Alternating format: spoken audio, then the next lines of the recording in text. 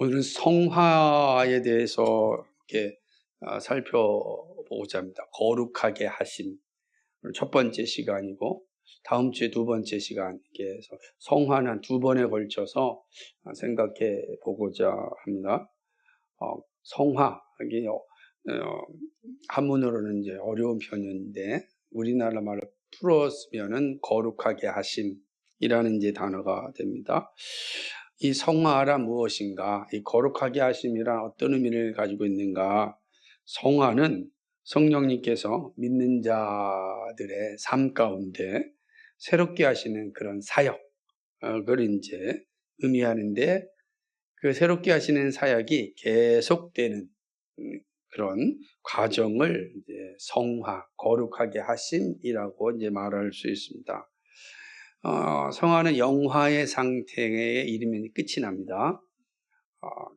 그래서 이 땅에서 계속되는 것이죠. 주 예수의 구속의 사역의 선포에 성령이 역사하셔서 죄를 끊게 하시는, 그것이 바로 성화라고 하는 겁니다. 그러니까 복음이 증거되어지면 성령이 역사하셔서 그 성령께서 믿는 자에게 죄와 싸울 수 있고 죄를 죽일 수 있는 그런 능력을 주시는 것, 그것을 바로 성화라 이렇게 말씀을 할 수 있습니다. 성령은 백성을 거룩하게 하여 하나님께서 충만히 거주할 수 있는 그런 준비를 하게 하는 것입니다. 그래서 성화는 매우 중요하게 합니다. 그래서 일생 동안 우리는 이 성화의 과정을 살아가게 되는 것입니다.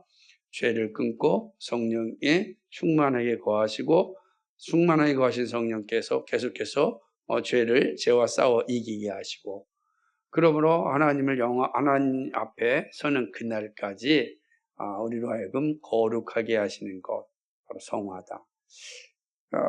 그렇게 한다면 거룩하게 하심이라는 것은 결국은 죄와 싸워 이기게 하심이라는 의미를 이제 포함하고 있다라고 볼 수 있습니다. 이 성화, 거룩하게 하심이라는 단어를 좀 생각해 보면 이것은 구분하다 또는 분리되다, 이런 이제 단어의 의미를 가지고 있는 것입니다. 우리가 성경을 보게 되면 하나님의 사람 아브라함이 갈대아 우르에서 분리시켰습니다. 구분시켰잖아요. 갈대아 우르 하란에서 우상을 섬기는 그 집안에서 하나님께서 분리시켰습니다. 그래서 이제 약속의 땅 가나안으로 부르셨습니다. 또 어떤 분리가 일어났습니까? 이스라엘이 애굽에서부터 분리가 되었습니다. 출애굽하였다라는 것은 애굽으로부터 탈출하였다, 애굽으로부터 분리되었다라고 하는 의미죠. 성화라고 하는 의미가 여기에 포함되어져 있다라고 할 수가 있습니다. 뿐만 아니라 이거는 우리에게도 해당되는 말인데, 그리스도인은 세상으로부터 분리된 사람들이다. 구별된 사람이다. 세속적인 가치와 세계관과에서 분리된 사람들, 그리스도인이라 이렇게 이야기합니다. 그래서 이런 성화라고 하는 건 이런 분리됨을 이제 의미할 수가 있다라고 하는 것이죠. 그런데 이 성화는 단지 분리됨에서 끝나지 않습니다. 당연히 죄로부터 분리됨이 성화의 첫 번째 의미를 담고 있지만, 그러나 죄로부터 분리됨은 곧 거룩한 삶으로의 방향을 의미합니다. 지향을 하는 거죠. 그러니까 죄로부터 분리되고 이제 거룩한 그런 삶으로 나아가는 그런 분리, 그것이 바로 성화라고 하는 단어에 함의되어져 있는 뜻이다라고 할 수가 있습니다. 그럼 이 성화는 언제 시작하는가? 그죠? 성령이 내주하시면 시작이 되어집니다. 성령이 우리 안에 내주하시면 그때부터 우리는 성화가 시작되어진 거죠. 고린도전서 6장 11절에 너희 중에 이와 같은 자들이 있더니 주 예수 그리스도의 이름과 우리 하나님의 성령 안에서 씻음과 거룩하게 함과 의롭다 하심을 받았느니라, 이렇게 말씀하고 있습니다. 거룩하게 되면 성령이 내주하심으로 시작되네요. 근데 성령이 내주는 어떻게 이루어지죠? 칭의로 이루어지죠. 예수 믿음으로 성령이 우리 안에 내주하시고, 내주하신 성령은 바로 우리로 하여금 거룩하게 하심으로 살아가게 하는 거예요. 그게 이제 성화의 시작이다라고 할 수 있는 것입니다. 고린도전서 6장 19절에 보니까 너희 몸은 너희가 하나님께로부터 받은 바 너희 가운데 계신 성령의 전인 줄 알지 못하느냐. 우리는 뭐죠? 성령의 전이다. 그러니까 그리스도인들은 성령을 모신 성전이다. 그래서 이 성령이 내주하심으로 이제 성화가 시작되어지니까, 성령이 내주하지 아니하시면 성화가 시작될 수가 없죠. 다시 말하면 죄와 싸울 수 있는 힘이 없는 겁니다. 불가능하게 되는 겁니다. 그러니까 성화의 시작은 성령이 우리 안에 내주하심으로 이루어지는 것이다 라고 하는 것입니다. 그래서 철저히 성령 하나님의 은혜로 이루어지는 것이죠. 우리의 힘으로 이루어지는 것이 아니고 성령 하나님의 은혜로 성화가 시작되어집니다. 왜냐하면 구원이 우리의 힘으로 이루어진 것이 아니고 성령 하나님의 은혜로, 하나님의 은혜로 우리가 구원을 받았습니다. 그렇기 때문에 이 구원받음이 있어야 비로소 성화, 거룩한 삶을 살아갈 수가 있다라고 하는 것입니다. 그렇게 질문할 수가 있습니다. 그러면 모든 것이 하나님의 은혜로 이루어졌다고 한다면 우리가 할 일은 무엇입니까? 이렇게 질문할 수 있는데, 성경은 우리가 할 일에 대하여 분명하게 말씀합니다. 잠시 후에 살펴보겠지만 성화라고 하는 것은 하나님의 구원받음의 증표이기 때문에 그렇습니다. 그럼 우리 편에서 이 성화, 거룩한 삶을 위해서 할 일이 무엇인가? 그것은 두렵고 떨림으로 우리의 구원을 이루어 가는 일입니다. 빌립보서 2장 12절 13절에 보니까 그러므로 나의 사랑하는 자들아, 너희가 나 있을 때뿐 아니라 더욱 지금 나 없을 때에도 항상 복종하여 두렵고 떨림으로 너희 구원을 이루라. 너희 안에서 행하시는 이는 하나님이시니 자기의 기쁘신 뜻을 위하여 너희에게 소원을 두고 행하게 하시나니. 아멘. 그러니까 우리는 우리 편에서는 어떤 일을 해야 됩니까? 두렵고 떨림으로 우리에게 주신 구원을 이루어가는 거예요. 그러니까 구원을 이루어간다라고 하는 것은 이미 구원받았는데 뭐 또 구원을 이루어갑니까? 그때 구원을 이루어간다라고 하는 것이 거룩한 삶을 산다. 그래서 이제 그걸 갖다 성화라고 하는 거죠. 그러니까 좀 더 우리가 구원의 서정에서 배운 대로 이야기한다면 칭의가 의롭게 됨이 임하게 되면 성화, 거룩한 삶이 시작되는 겁니다. 그러면 칭의와 성화는 분리될 수가 없죠. 불가능한 겁니다. 그래서 이 사실을 잘 기억하고 있어야 되는 것입니다. 그래서 그런데 놀라운 것은 이런 성화는 성령의 내주하심으로 시작되어지고, 성령의 내주함으로 시작된 성화에 우리는 두렵고 떨림으로 이 구원을 이루어가는데, 이 모든 것은 다 성령의 역사로 진행되는 겁니다. 성령의 역사는 어떻게 우리 가운데 진행되어질까? 그것은 복음이 증거될 때, 복음과 함께 성령의 역사가 진행되는 것입니다. 성령은 그리스도의 구속의 말씀을 적용할 때만 역사하십니다. 그리하여 죄의 욕망을 버리고 거룩함으로 나아가게 하는 것이죠. 그러니까 그리스도의 구속의 말씀이 적용될 때 바로 그 순간부터 성화, 거룩한 삶이 이루어진다라고 하는 것이죠. 성령이 역사해만 우리가 거룩한 삶을 살 수가 있다고 말씀드렸습니다. 그럼 어떻게 성령이 우리 가운데 역사하느냐? 이 그리스도의 구속의 말씀이 우리 각자에 적용되어질 때 이루어진다는 겁니다. 그 말은 좀 더 쉽게 말씀드리자면 복음이 선포되어질 때 성령께서는 그 복음과 함께 역사하셔서 우리로 하여금 죄와 싸우고 죄를 죽이게 하고 거룩한 삶을 살게 하신다는 사실입니다. 이것이 바로 성화의 시작인 것입니다. 자, 그렇다고 한다면 이 거룩함의 범위는 무엇일까요? 거룩함의 범위. 그렇죠? 이 성화의 범위는 어떻게 이루어지는 건가? 성화는 의롭게 된 사람에게 주어진 거니까 그 의롭게 된 사람은 도대체 어디까지 거룩해져야 되는가? 어디까지 거룩해져야 될까요? 우리는 거룩함이 어디까지 이루어져야 되느냐라는 질문을 생각할 때 이렇게 생각하면 됩니다. 우리는 어디까지 망가졌는가? 어디까지 죄의 지배를 받고 있는가? 자, 우리는 전적인 타락입니다. 우리는 소망이 없는 존재입니다. 다시 말하면 우리는 전인격적으로 타락하였습니다. 그죠? 지식적으로, 감정에도, 의지적도, 그리고 도덕적 행위에 있어서도 우리는 완전히 타락하였습니다. 소망이 없는 겁니다. 솜털만큼이라도 소망이 있어야 되는데 우리에게는 솜털만큼이라도 소망이 없습니다. 왜? 우리는 전적으로 타락하였기 때문입니다. 그렇다고 한다면 성화는 어디까지 이루어져야 되는가?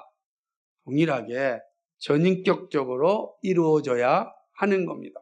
우리의 지식에도, 우리의 감정에도, 정서에도, 우리의 의지적 삶에도, 그리고 도덕적 행위에도 반드시 성화가, 거룩함이 이루어져야 된다라고 하는 것입니다.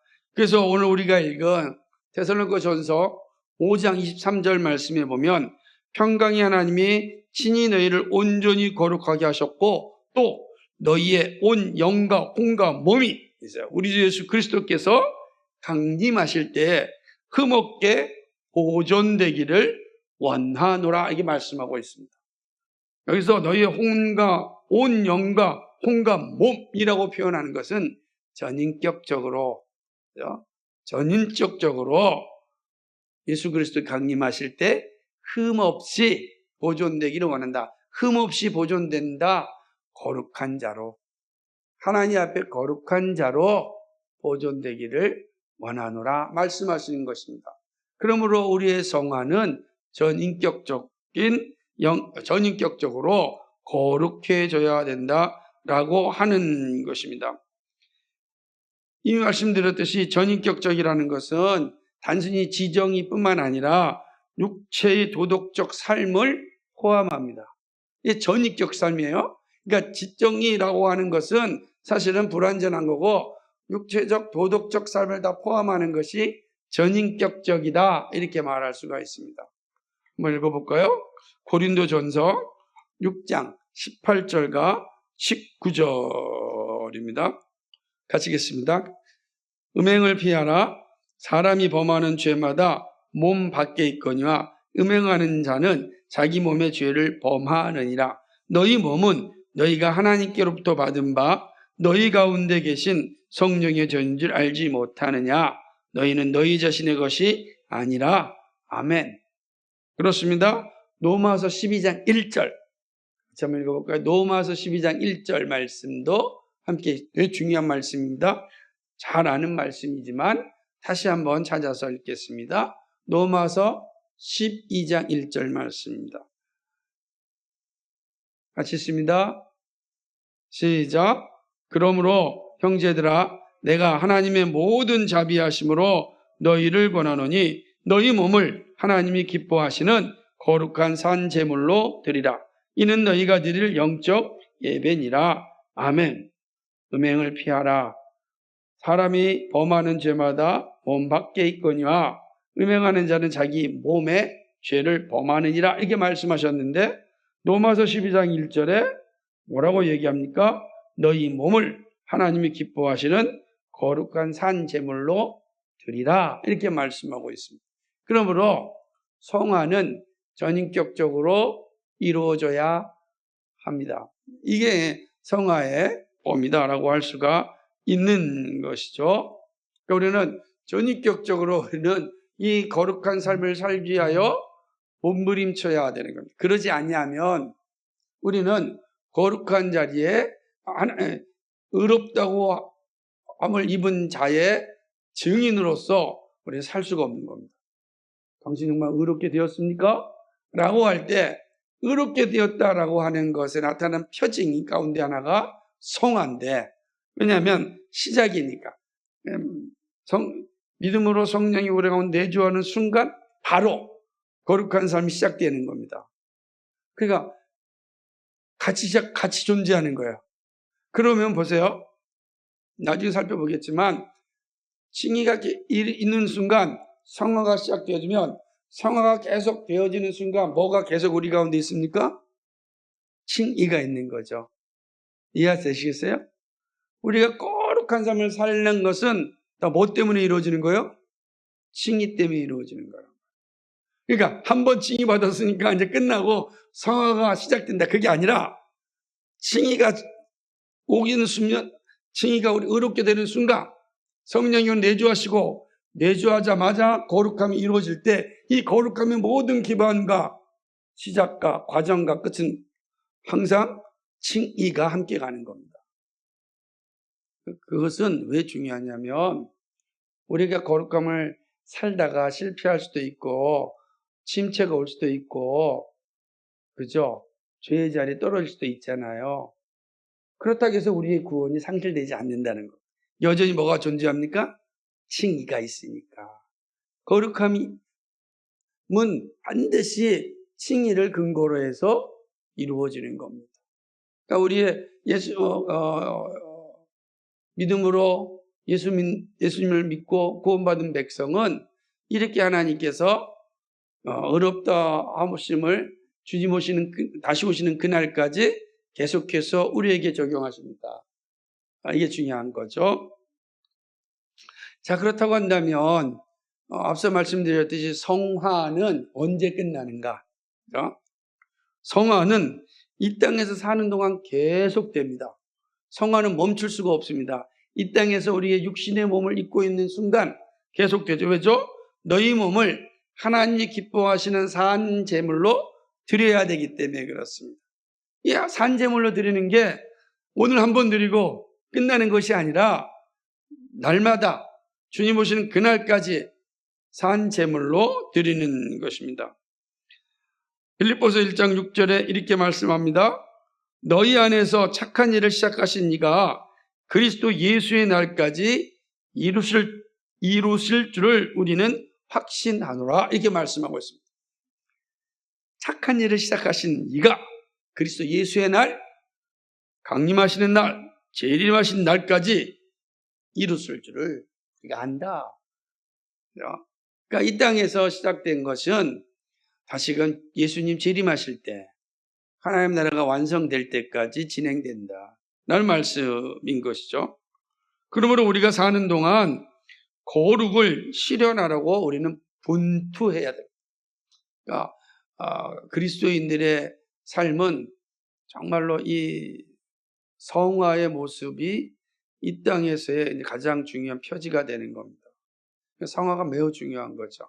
우리가 자꾸 오해하는 것 가운데 하나가, 한 번 구원은 영원한 구원이다 라는 것이 사실임에도 불구하고 값싼 구원으로 떨어질 수 있는 것은, 한 번 구원은 영원한 구원이니까 어떠한 죄를 져도 아무 문제가 없다라는 구원파식 신앙을 가질 때 이건 아주 값싼 구원이 됩니다. 그는 성경이 말하는 칭의와 성화를 바르게 이해하지 못한 개념이다라고 할 수가 있습니다. 그러니까 온갖 범죄를 저질러도 다 용서하셨으니까 나는 괜찮다, 이런 생각을 갖게 되는 겁니다.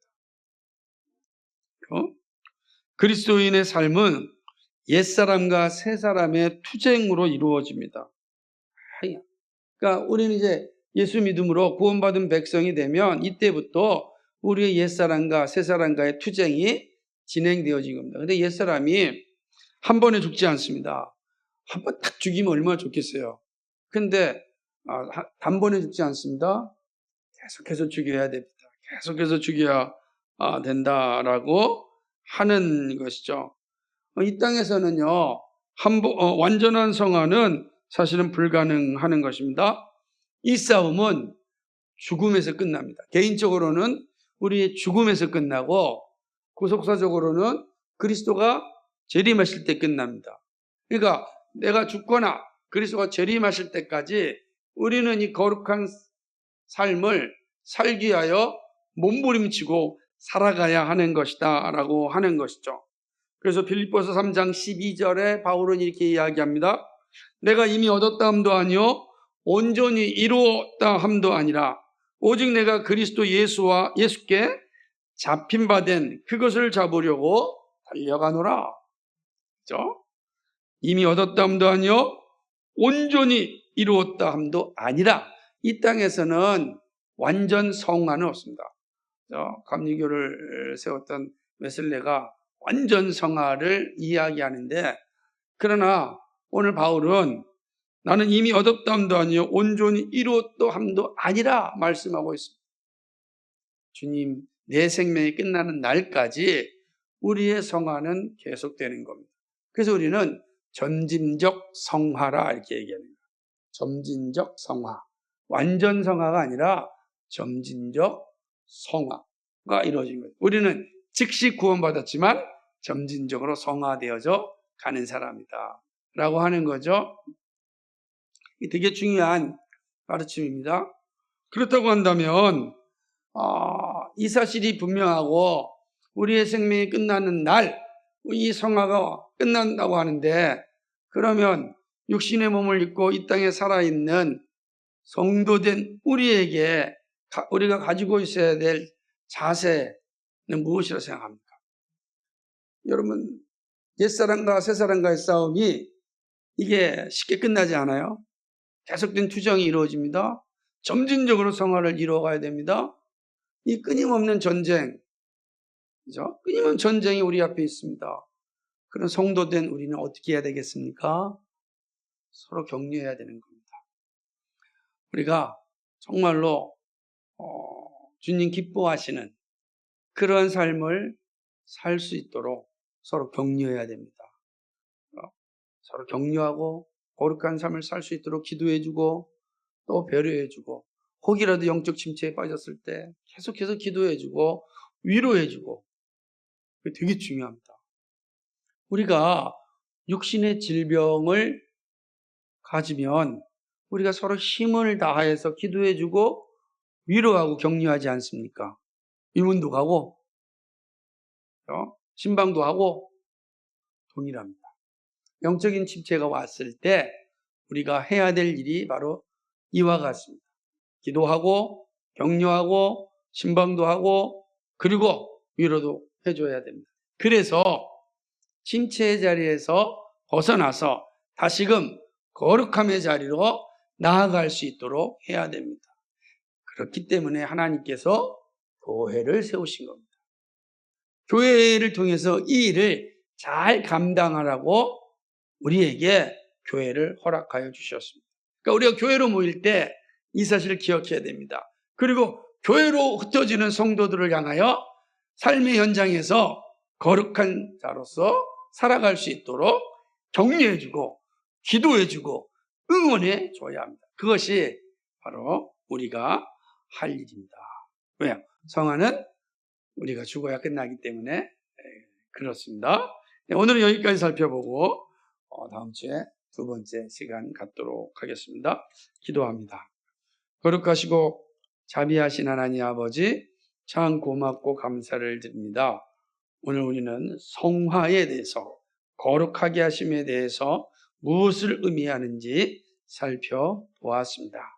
하나님 아버지, 간절히 소망하옵는 것은 예수 그리스도를 믿음으로 말미암아 의롭게 된 온 성도들이 주님 다시 오는 그날까지, 우리가 주님 앞에 서는 그날까지 이 거룩함의 길을 잘 감당할 수 있도록 인도하여 주시옵소서. 전인 가운데 나타나는 거룩함이 나타나도록 주님 도와 주옵소서. 서로 격려하며 힘을 다하여 믿음의 길을 잘 감당하도록 인도하여 주옵소서. 감사합니다. 예수 그리스도인 받들어 기도하옵나이다. 아멘.